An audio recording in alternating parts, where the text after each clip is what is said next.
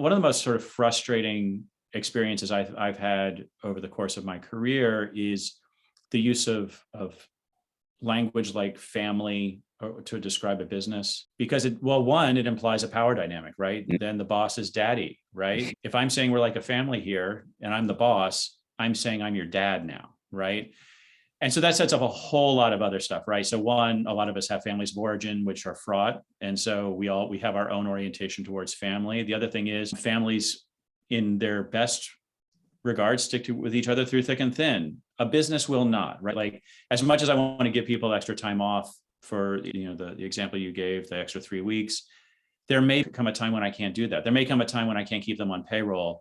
Like, I have to choose between cutting people loose and losing the company. And so like, it gets kind of dark. It gets kind of weird. So I think we have to really acknowledge that there's some power dynamics.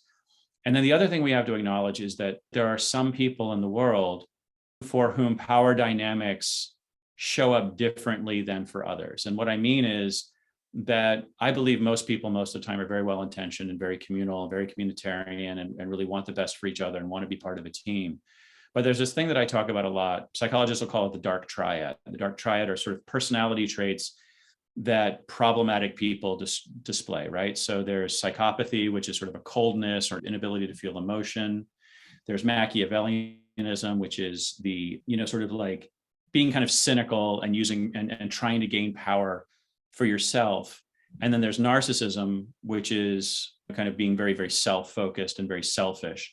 And all of these things can kind of co-present. And then narcissism can be kind of mild and just sort of look like a strong ego sometimes. And then it can become malignant at other times.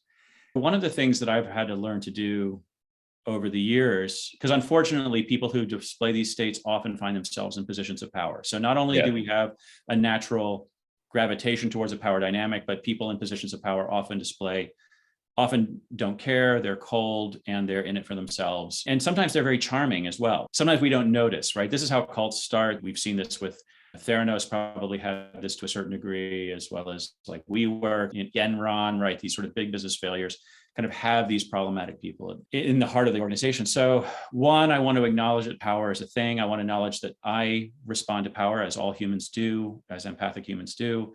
And two, I want to acknowledge that there are people out there whom I need to be wary of. And so I need to be careful about who I extend trust to. So things that move too fast, people that are trying to like love bomb me and tell me I'm the most amazing person in the world and trying to get me to commit too quickly.